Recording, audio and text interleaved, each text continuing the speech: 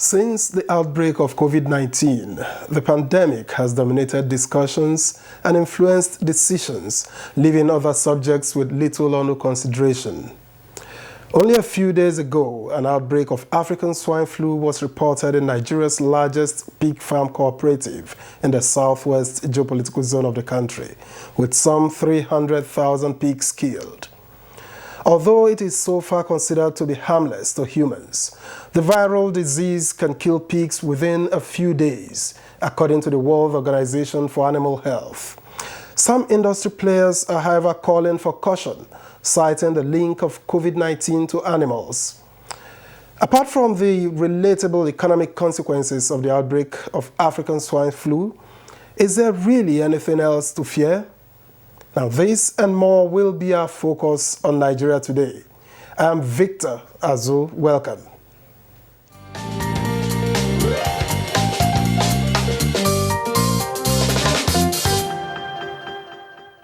Now, joining me to speak more on the outbreak of African swine flu in Nigeria is Dr. Aisha Abubakar Baju. She's a commissioner of police and head of Nigeria Police Animal Branch in Abuja. She's also president of the Veterinary Council of Nigeria, the first female to occupy the office. Welcome to the program, madam. Thank you very much. Thank you for having me. Good evening, Nigerians. Right, and I've also been joined on the program by Dr. Peter Omana. He's a chief veterinary officer and epidemiologist, Federal Ministry of Agriculture. Thank you again for joining us. Thank you very much. Good evening, viewers. All right. Now, let's begin by asking, outbreak of the African swine flu disease in Nigeria, anything to worry about, Dr. Aisha? Well, definitely there has something we have to get worried about it. Life is not just about humans alone. Animals play a very big role in the world in general. We know that African swine fever is a disease, is a highly contagious hemorrhagic disease of pigs, affecting all breeds of pigs, either wild or domesticated ones, which is caused by the African swine fever virus. It is a notifiable disease. It is a global animal health priority. It has a lot of socio-economic importance and a transboundary disease. So it is very important, especially now, even with the COVID-19 pandemic. We are talking about economics. It causes a lot of economics. You have said it's over 300,000 pigs are lost. We're talking of over 3 billion naira lost. So it's a very big issue and it's something to worry about. Now, I'm a bit worried here. Dr. Mana, what is the transmission mode of the disease? Thank you very much. Like you've had said, that African swine fever is a highly contagious hemorrhagic fever of domestic and wild pigs. Mostly it is transmitted by either direct contact with infected animals or diseased animals or products of the animals, or indirectly through either formats, including maybe feeds, items on the body, boots, clothes that are in contact with infected animals, or through biological vectors like ticks. So those are the major transmission routes for African swine fever.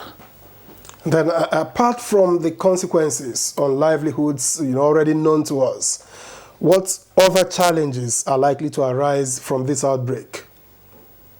Thank you very much. Primarily, we have, although African swine fever is not a zoonotic disease, but it causes a lot of trauma, mental, emotional trauma on the farmers. It is a means of environmental pollution when you see the number of pigs that die when proper disposal is not, ensured. And so, in terms of environmental consequences, it is there that African swine fever, because of the high rate of mortality in large pig farms, can constitute serious environmental challenge. Apart from that, the infection in humans, as we have been told before, has serious socioeconomic and production consequences, because large farm can be devastated within a very short period. It is also an infection that cuts across international boundaries. So it is a trade-limiting disease, making it difficult for us to have access to international markets because of the virus. Thank you. All right. Dr. Baju, he has spoken a bit about the economic consequences. And so I'm wondering, and that will give me an insight into how much Nigerians consume pigs. What consequences could this hold for the Nigerian economy, whether directly or indirectly?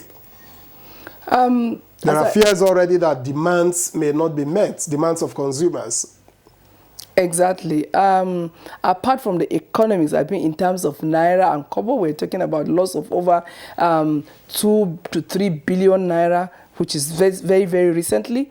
There's also the issue of food security, because there are some people that depend on it. These are a major means of meat supply. So when this is cut off, you now have a major shortage in the food chain supply in the community. And now we have already a pandemic, and like my colleague said also, there are other issues involved. Thank you. Now, if we talk about, consumers not quite being able to have their demands met, on the economic scale, talking about the whole country, already this has only broken out in the Southwest.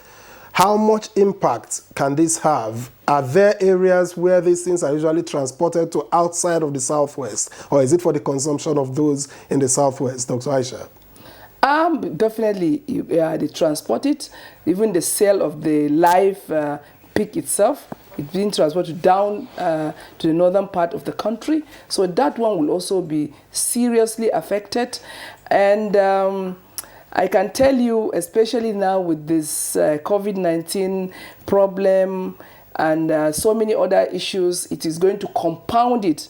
Government, we know, recently has invested so much, putting so much in the agricultural sector in this country. So with this one, it's going to be a huge problem, economic problem, both on the humans and the animals and the industry itself.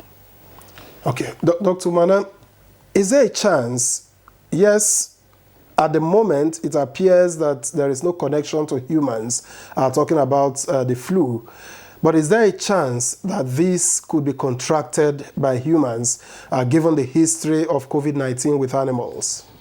Well, I've said it before that for now, African swine fever is not a zoonotic infection. It's not a zoonotic disease. So it does not affect human beings. It has, in terms of public health consequences, it does not have direct public health consequences because it is not transmissible between humans and animals. But is it only limited to pigs? Does it go, could it be transmitted from the pigs to other animals? Well, now it is it circulates between domestic and wild pigs. For now, African swine fever circulates between domestic and wild pigs, so it's not been recorded in other animals, as it were, currently. All right, Dr. Aisha, if we can, have this transmission from animal to animal, what level of infection does an infected animal, what level of poison does it carry? Can it still be eaten?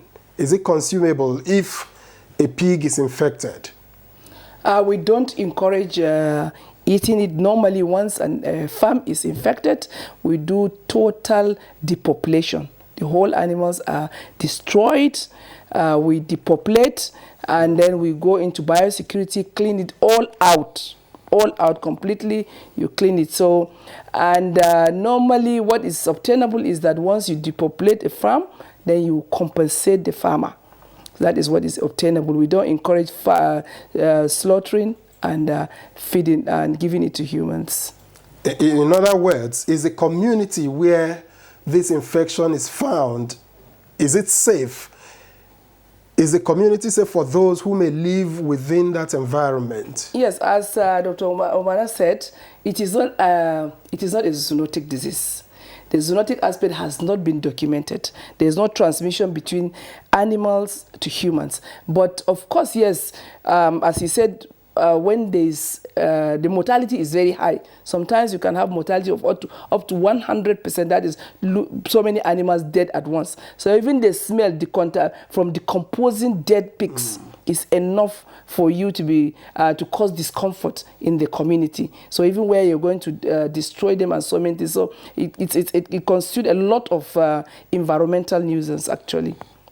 But is this the first time that we are going to have the swine flu in Nigeria? No, not at all.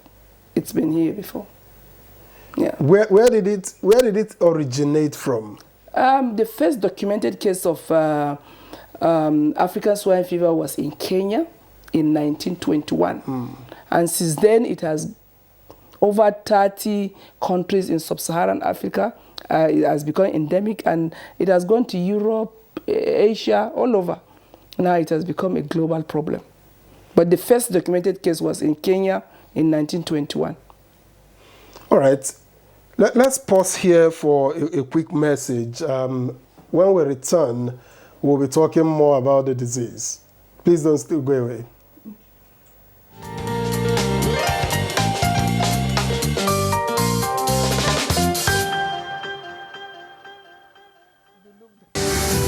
The number of the COVID-19 cases in Nigeria is increasing daily, with many more tests ongoing. The battle of testing, isolating, treating, and attending to the affected persons rests heavily on the shoulders of our health workers, constantly putting their lives on the line and at risk to contain this virus, save and protect the lives of millions of Nigerians. To these health workers, we at the Nigerian Television Authority, NTA, on behalf of millions of Nigerians, say a big thank you for all that you have done and are doing. To the security agencies enforcing the lockdown and every other frontliner, we say thank you for putting your lives on the line to save ours. There is no amount of words that can quantify our gratitude. Thank you.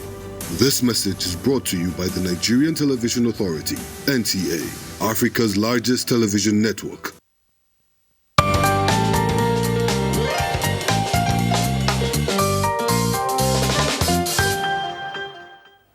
Welcome back, and if you've just joined us, you're still on to Nigeria today, where we're having discussing outbreak of the African swine flu. Some call it the African swine fever in the country. Now, what other issues are likely to arise from this outbreak, Dr. Omada? Thank you. The consequences of this current outbreak are enormous. The trauma that has been suffered by farmers that have been affected is much.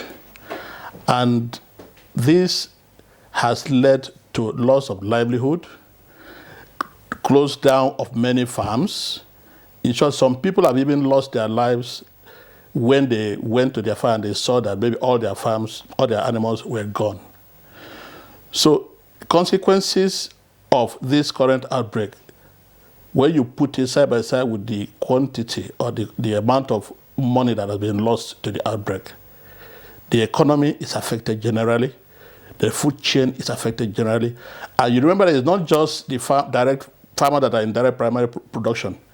The entire value chain, suppliers of production inputs are affected. And along the line, so a lot of livelihoods are affected, and that would transmit into a lot of crises within the society. When people are hungry, you can be sure that there will be other consequences, social vices, armed robbery, other things can be associated by loss of livelihood. Thank you. All right, but is the African swine flu treatable or curable at best, Dr. Aisha? Well, it's a viral disease, we all know. It is not treatable.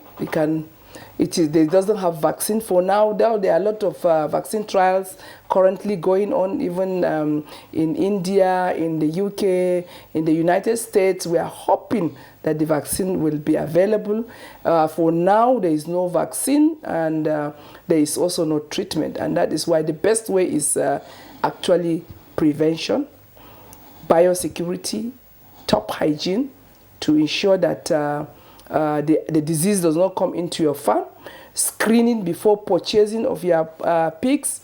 We make sure that you screen them against ASF before they come in, and then through our borders as well, quarantine to ensure that those pigs that come either through land, sea or air, they are screened, they are free of the infection. But as of treatment, as of today, there is no treatment, and actually we don't even advise treatment. What we advise is total depopulation, as I said earlier, and of course with compensation to the farmer.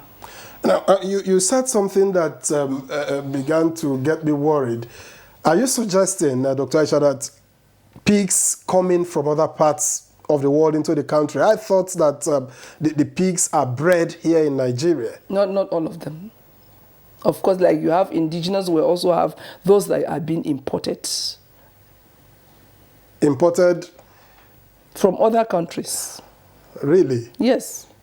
Is that not true, Dr. Yes, for breeding purposes. Yeah. For breeding, so Yeah. it is at the little pigs that you're talking about at the earliest stage of their lives? Sorry? At what stage are they? Is this importation you can bring at any stage, either an adult, those female for breeding, highly maybe higher quality or breeds. Just like you bring any other, like you bring dogs, like you bring horses from some other countries, you can also bring pigs from other countries. There is trade in pigs. Of course, as well as maybe the semen for artificial insemination. Yeah. For the breeding purposes. For breeding purposes. You improve on the breed that you have. All right, Dr. Bada, she has talked about, not allowing it to get into your farm, not allowing the swine flu to get into your farm and all of it. But I think the people will need to know too, what are the causes of swine flu? Yeah, if I understand what you mean by causes, first of all, you've been told that the swine flu, African swine fever, is caused by a virus. So in terms of the pathogen, it is a virus that causes African swine flu. But there are some risk factors that will be associated with the introduction of the disease into a farm. And they include when there's a breakdown of biosecurity on the farm, when there's unrestricted and uncontrolled movement of animals from one farm to the other, especially people that go in to buy animals, moving from one farm to the other to buy animals. At times, they can go from an infected farm into an otherwise clean farm, and they carry the infection along. Because, as I said earlier, infection can be indirectly spread by fomites, your clothes, your boots, the vehicle you drive into a farm can carry the virus. Even some food items, feet, can be a source of infection. So those are the risk factors. The low non-compliance to biosecurity measures by farmers, poor knowledge on the part of the farmers, and several other factors that constitute a risk to the introduction of the disease into farms.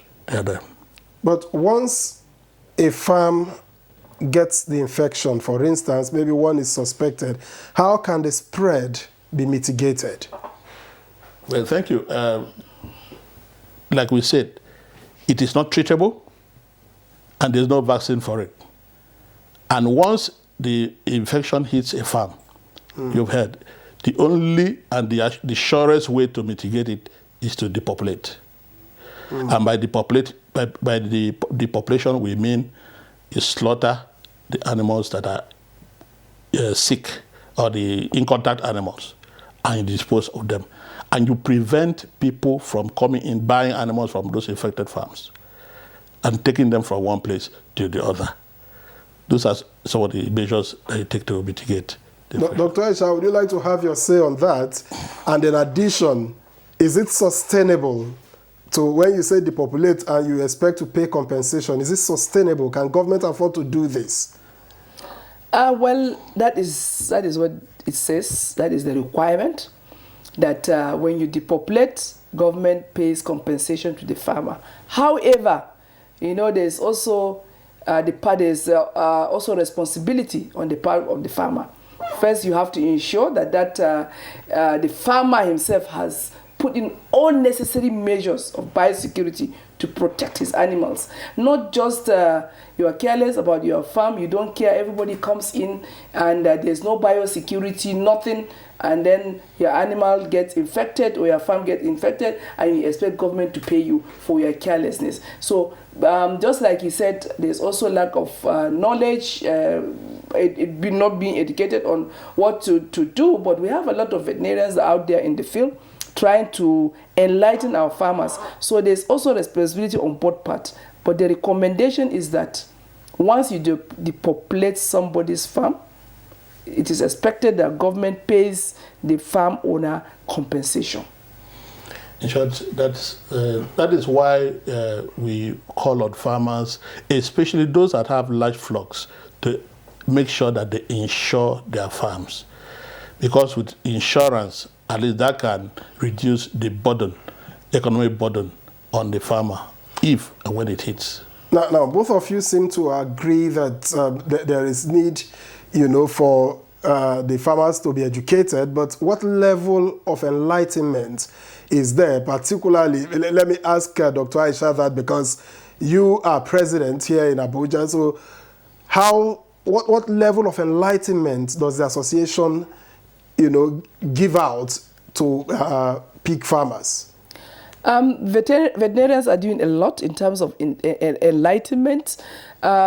We've taken it upon ourselves. Like just recently, last week, even with the COVID-19, we organized, some of our colleagues organized Zoom as interactive forum. They organize a lot of interactive forums for farmers and veterinarians so that we get the information across to them. And it's expected also, if you have invested that much, you have a farm, it's expected that you have a veterinarian that is doing retainership coming there to be in charge of that farm. But if that is a qualified registered veterinarians. And that is why the issue of quackery also comes in. Some farmers like to cut corners. Instead of getting a qualified registered veterinarian to be the person consulting in your farm, giving you the right, you go ahead and you get the wrong person, somebody that is not really qualified because he's charging you less. So I advise Nigerians, farmers, that they should be able to engage the services of qualified registered veterinarian that should be able to give them quality service to protect their farms. And the veterinarians that you talk about, is there a kind of continuous education on their own part so that you get them abreast of best practices as they evolve? Yes, definitely. As the president of the Veterinary Council of Nigeria, part of the mandate of the council is ensure quality of veterinary profession in the country, and we organize a routine continuing education program to update our colleagues on the profession. So, and it is mandatory for you to attend such continuing education programs. We make it as a standard, before you can get your next annual practicing license, like for next year, you must show proof that you have attended at least a minimum of two continuing education programs in 3 years. So, and then apart from the mandatory ones, we also organize regularly training on subject matters. Like just 2 days ago, we had an interactive discussion on this African swine fever, where veterinarians, over 300 veterinarians, key into a Zoom program where we had specialists speaking to them on advanced ways of recent methods, technologies in the treatment or management of African swine fever. All right, Dr. Aisha Abubakar Baju, Commissioner of Police and Head of Nigeria Police Animal Branch in Abuja. Thank you for coming on Nigeria Today. Thank you very much for having me. And an equal measure of thanks to Dr. Peter Omana, Chief Veterinary Officer and Epidemiologist, Federal Ministry of Agriculture. Many thanks for your perspectives. Thanks very much.